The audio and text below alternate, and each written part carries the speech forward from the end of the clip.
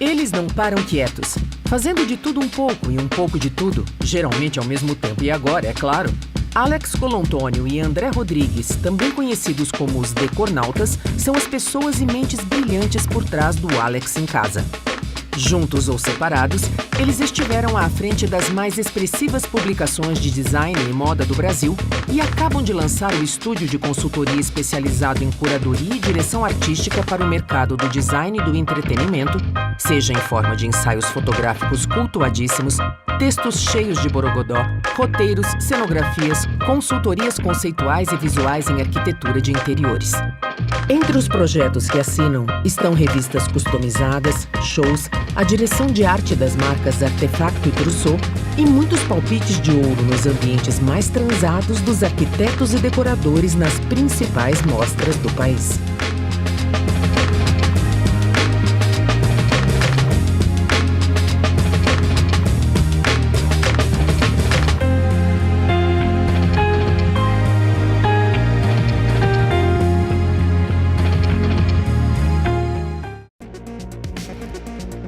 Aguardem Decornautas. E sempre vi um valor incrível nele. São os melhores e são os bambas do mercado. Um conhecimento profundo dessa área. Confio muito na curadoria e nesse olhar crítico deles. Ele tem se reinventado, né? Eu já estou colocando essa máscara aqui para acompanhá-lo para a estratosfera. Um ótimo crítico da arquitetura. Alex é um amigo competente, criativo, contemporâneo. Tudo que eles fazem para mim é 10. Não existe ser mais coração, mais arte, mais criativo do que o Alex. Fazem um trabalho incrível. O Artbook Decornautas. Eles são formadores de opinião. É uma honra participar do Artbook Decornautas. Eu acho que ele é um nome super importante na cena brasileira de arquitetura, design, arte. Uma postura sempre crítica, investigativa. Eles foram os primeiros editores a acreditarem no meu trabalho. Olá pessoal, eu sou o Alex Colantônio. E eu sou o André Rodrigues. Juntos nós somos os Decornautas, como você acabou de ver. E é um prazer imenso estar conversando com vocês agora ao vivo, com essas 6 regionais do Núcleo Catarinense de Decoração. Uma galera pela qual a gente tem um imenso carinho. Roberto e companhia, é um prazer estar com vocês mais uma vez. Já estivemos juntos em tantas outras oportunidades. Aliás, a gente adora fazer palestra no Sul, né, André? Sempre. É uma pena a gente estar nesse momento desacompanhado de uma bela cuca, que é o que a gente mais ama, e sem poder sentir o carinho de todos vocês, dessa vez ao vivo, mas a gente sente de qualquer forma através da comunicação virtual. Estamos sempre conectados, afinal, né? E isso vem de muitos e muitos anos. Eu durante muito tempo tive uma coluna na Zero Hora, então essa proximidade com vocês, ela faz parte de um dos momentos mais legais da minha carreira e da carreira do André também, né? Sim. Pediram pra gente falar sobre uma coisa que a gente detesta falar, que é sobre tendência. A gente não fala muito em tendência, né? A gente prefere falar em narrativas, em movimentos contemporâneos que estejam culminando em gestos artísticos, mais associados à casa brasileira, né, André? Exatamente. A tendência ela é sempre uma movimentação do mercado e da indústria, né? As empresas elas seguiam muito pelas tendências, porque as tendências elas garantem um ganho, né, no final do mês, um lucro. Mas as marcas e as pessoas que consomem essas marcas no mundo contemporâneo, que está cada vez mais conectado, vejam vocês que a gente está aqui à distância, mas ao vivo, exatamente porque esse mundo permite que a gente se conecte com muito mais rapidez e eficácia. E nesse mundo cada vez mais conectado, em que as pessoas se falam, em que as pessoas falam com as marcas e que as marcas ouvem as pessoas, as marcas têm olhado cada vez mais para isso, né, Alex? Exatamente. Por isso que a gente associa nosso trabalho sempre a um storytelling. O storytelling ele nada mais é do que o conteúdo associado às coisas que fazemos. Principalmente arquitetos de interiores, designers, e as pessoas que lidam com a plástica da casa e com aquilo que eu considero a mais humana de todas as artes, que é a arquitetura, é fundamental se posicionar como um formador de opiniões mesmo, né? Porque é isso que vocês são, formadores de opiniões. Então, tal e qual os jornalistas o são, né? Ou o somos.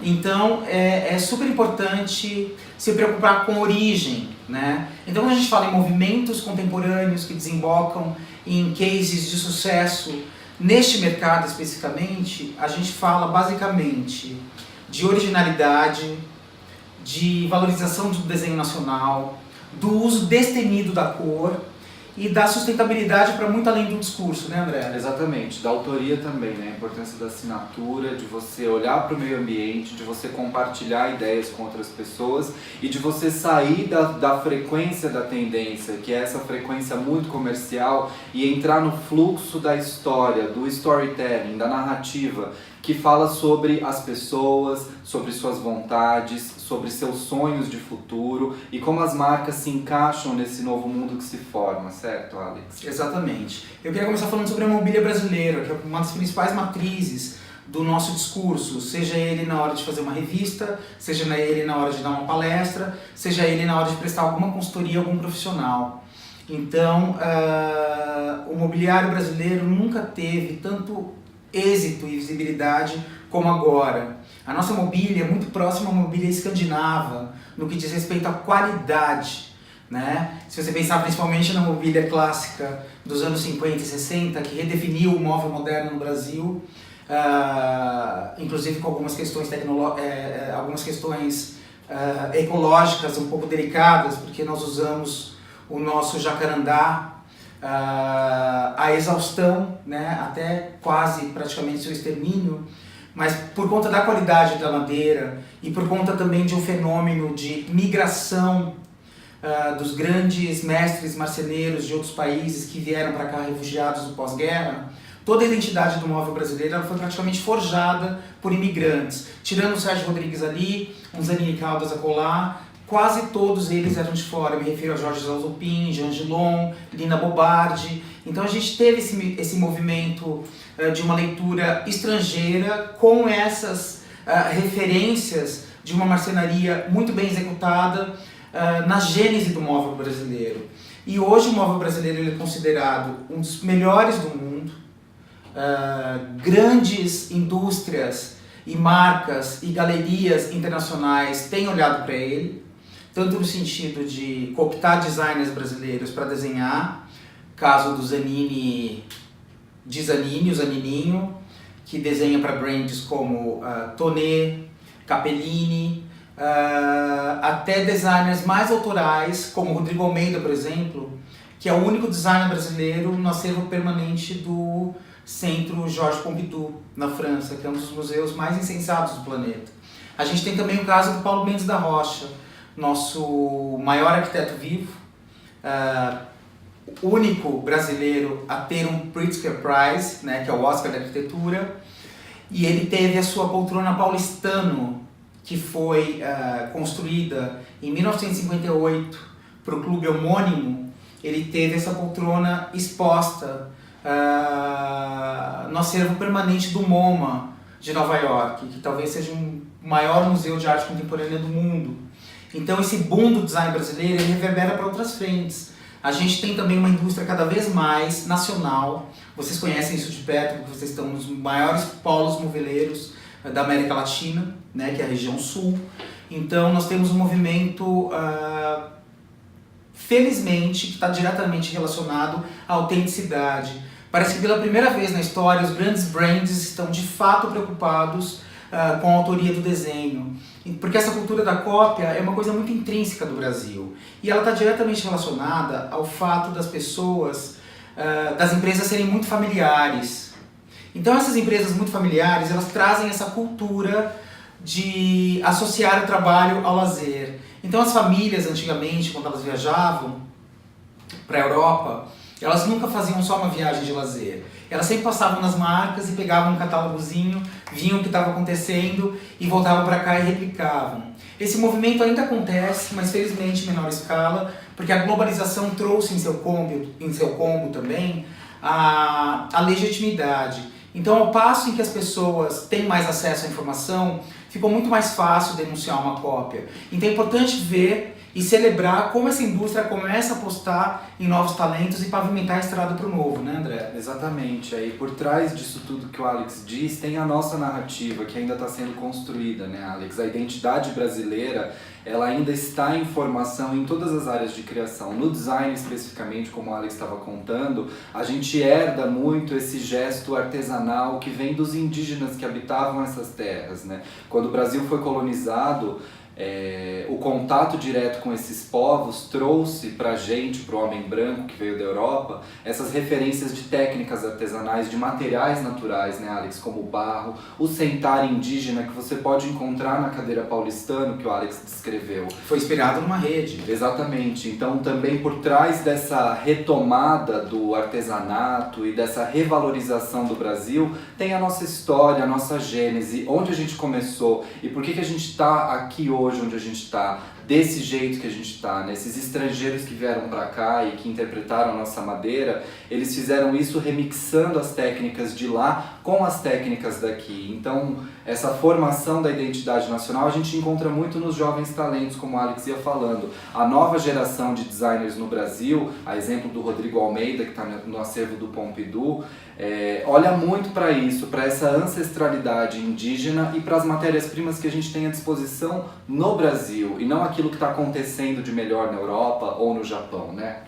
Exatamente. E pegando gancho nisso, como eu já comecei a falar sobre a importância da autoria, que é uma das grandes bandeiras do nosso trabalho, a gente denuncia a cópia, não no sentido de ser detetive ou xerife daquilo que as marcas estão fazendo, mas no sentido de preservar a qualidade de um desenho pessoal, personal. Por trás de um desenho, por trás de um arquétipo, existe um trabalho muito duro e grande investimento intelectual por parte do artista, quanto investimento financeiro por parte de quem está apostando no artista.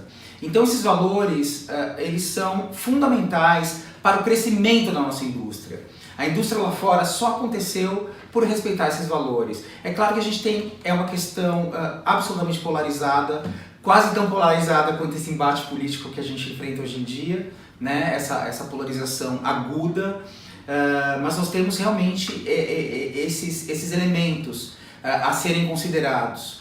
Você se preocupar com a autoria é você se preocupar diretamente com a qualidade daquilo que você está oferecendo para o seu cliente, daquilo que você está prescrevendo para ele colocar na casa dele, que é o grande receptáculo das emoções, da vida, das performances que ele vai ter, tanto criativas, quanto de bem-estar, quanto produtivas.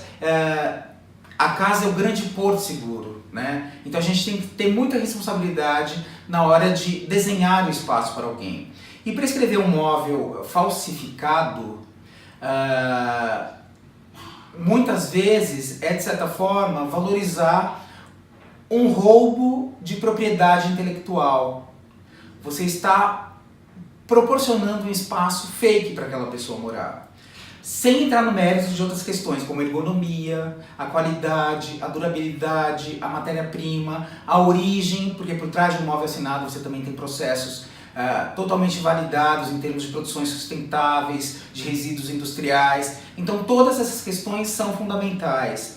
Existe um equívoco muito grande em relação ao uso daquilo que caiu em domínio público, né? Tecnicamente, em alguns países, Brasil inclusive, um móvel projetado há mais de 70 anos ele caiu em domínio público, então certamente ele não tem mais o direito autoral ali preservado. Mas há de haver um bom senso, porque a gente vê grandes clássicos do design que caíram em domínio público porque foram desenhados há mais tempo.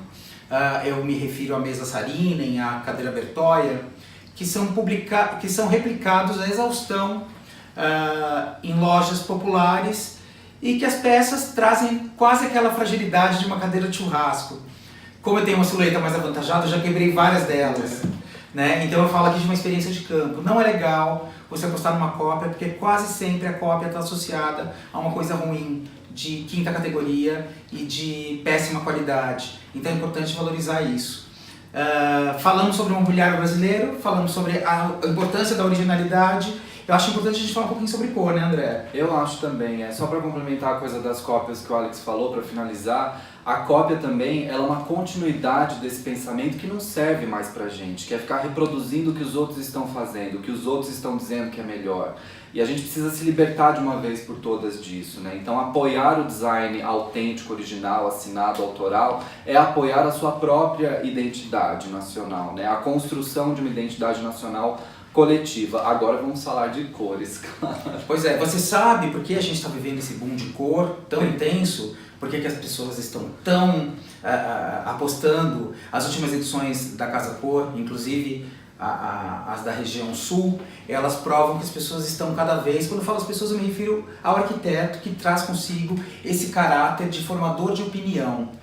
Então a gente percebe que aos poucos as pessoas estão saindo dos 50 tons de cinza e dos 300 tons de bege para apostar um pouquinho mais numa matiz um pouco mais pronunciada, um pouco mais personalizada. Tudo isso é reflexo, na verdade, da crise, né? Essa crise econômica mundial que o Brasil está enfrentando, mas achava que dentro de sua bolha estava protegido, mas os europeus vêm enfrentando há muito mais tempo. Então, nós que viajamos muito e acompanhamos a Feira de Design de Milão, por exemplo, há muito tempo, nós sabemos que nunca se apostou tanto na cor. E isso é reflexo de uma indústria que já fechou as torneiras e não consegue mais apostar em tantos novos protótipos, porque o custo de um protótipo é milionário. Alguns protótipos eles podem custar até 500 mil euros, dependendo da pesquisa de tecnologia, dependendo da pesquisa de matéria-prima. E quando envolve maquinário, esses números quadruplicam. Então é muito difícil apostar em novos arquétipos, em novas propostas. E o mercado prefere reciclar aquelas formas que já foram testadas e aprovadas pelo público. Só que a indústria também precisa de novidade, porque senão um evento como Milão não se justificaria, por exemplo. Então o que acontece? Os grandes brands eles começam a apostar em transformações superficiais dos seus produtos. Então ao invés de mudar um assento, de mudar um braço, de mudar o espaldar de uma poltrona, ou mudar os pés de uma cadeira, as pessoas começam a apostar nas cores. E essas cores, uma vez vendidas como tendências, por isso que a gente tem um pouco de resistência a essa palavra, porque quase sempre a tendência ela vem com uma carga mercadológica muito maior do que demandaria um gesto meramente artístico. Não há nada de errado nisso, mas também ninguém está interessado em movimentos exclusivamente comerciais, principalmente criativos como vocês. Então a indústria traz essa cor e essa cor acaba desencadeando como tendência um outro fenômeno de consumo, que é a cor nas paredes. Então a indústria das tintas viveu seu boom agora, de novo, né, uma coisa que tinha acontecido nos anos 70 e voltou a ser cíclico agora. Foi varrido para debaixo do tapete no minimalismo dos 90, porque nos anos 80 ainda trazia bastante, essa estética dos 70 transbordou para os 80, naquele exagero do pop art, do Memphis, e aí nos anos 90 tivemos esse minimalismo que se estendeu até os anos 2000, e depois de 2010 para cá a gente começa a ter uma casa um pouco mais colorida. E agora a gente está no ápice, a gente está no apogeu desse movimento colorimétrico mesmo. Então, que é uma derivação dessa demanda comercial. Mas que bom que as pessoas, a partir desse movimento comercial, podem usar um pouquinho mais no uso da cor, né, André? Exatamente. Como o Alex ia dizendo, só para complementar, o mundo é feito de muitas cores, né? Entre o branco e o preto, você tem infinitos tons de cinza. E entre o amarelo e o vermelho, idem. Essas passagens de cores, elas têm sido ignoradas há muito tempo pela indústria, né? Por motivos de conveniência, para vender uma tendência ou para fazer com que o lucro seja focado em determinado nicho do mercado. Mas as próprias pessoas, por quererem expressar sua personalidade cada vez mais no mundo, cada vez mais conectado, elas buscam isso também nas cores, né? Porque cor é expressão. Todo ser humano nasce da natureza e vem desse mundo ultracolorido, ninguém nasce num mundo cinza ou preto e branco. Então esse exercício colorimétrico, além de ser uma tendência da indústria, obviamente, para vender, ele vai ao encontro de uma vontade contemporânea que é a expressão do indivíduo, certo, Alex? Exatamente. E para encerrar, a gente queria falar um pouquinho sobre uma questão que é um verbete super desgastado, mas quem não assimilou na prática essa teoria não vai prosperar em nenhum mercado, muito menos nesse, que é a questão da sustentabilidade. Nossa área está diretamente relacionada a isso. O mercado da arquitetura, englobado pelo universo da construção civil, movimenta 4% do PIB nacional, que é muito, e além disso também está diretamente relacionado aos movimentos de extração. Eu me refiro desde as azidas de mármore até o manejo da madeira. Então isso é fundamental, a gente se preocupar, vocês se preocuparem com a origem das coisas, em trazer essa sustentabilidade para muito além do consumo de matéria-prima, mas também nos processos de fabricação, nas bases sociais, que tem tudo a ver com sustentabilidade, que se escoram por meio dessa grande cadeia alimentar, que é a questão do meio ambiente. Então é importantíssimo a gente prestar atenção nesses valores, né, André? Exato, o Alex está certíssimo, isso cada vez é mais importante no mundo. O neto do Charles e da Ray Eames, que foi um casal muito importante para a história do design, se chama Demetrius Eames, e ele é um filósofo, ele não trabalha com design e arquitetura. Alex e eu, a gente fala muito sobre ele, porque ele tem umas teorias super interessantes sobre o mundo contemporâneo. E o Demetrius Eames, ele disse uma frase que é muito verdadeira, que no mundo de hoje, uma pessoa que não consegue pensar em escala populacional, ela é analfabeta. Há 7 bilhões e 400 milhões de pessoas no mundo. Então, quando a gente desenha uma cadeira ou especifica um móvel, a gente tem que ter na consciência que isso pode surtir um efeito em escala. E de onde vai vir toda essa madeira, de onde vai vir todo esse metal, de onde vai vir toda essa matéria-prima? Ela está sendo extraída corretamente, ela está sendo manejada do jeito adequado, está sendo reciclada. A gente precisa sempre fazer essa conta desde já, né? Porque sustentabilidade é a única alternativa que a gente tem de continuar existindo. E a gente quer continuar existindo. Por favor. Né? E vocês também. Bom, é sempre um prazer falar com vocês. Infelizmente a gente não está aí, como eu já falei. Infelizmente a gente não vai comer cuca dessa vez, mas... vai levantar o telão, a gente vai sair correndo de trás.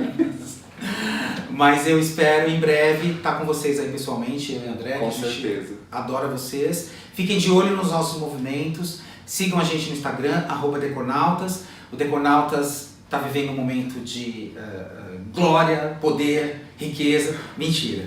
Mas a gente está num momento de muita visibilidade, isso é muito legal. Estamos lançando o nosso livro, e é um livro que nasce com tanto conteúdo que ele já nasce em 2 vias, né, André? Exatamente, teve que fazer gêmeos, né? Estamos lançando 2 volumes de uma vez, do Artbook Decornautas. Eu espero que vocês adorem, porque tem um pouquinho lá dos nossos saberes, sem nenhuma pretensão, sem nenhuma arrogância. São os nossos saberes, os nossos fazeres, os nossos prazeres e os nossos recortes do mundo. Desse mundo que a gente compartilha com vocês, porque a gente gosta tanto. E tem revista nova também, né, André? Exatamente. Muito em breve, lançada junto com o livro, no dia 29 de novembro. Tudo novo de novo. É isso. Sempre, todo dia. Obrigado, Núcleo Catarinense de Decoração. Muito legal estar com vocês. Grande abraço. Tchau, gente.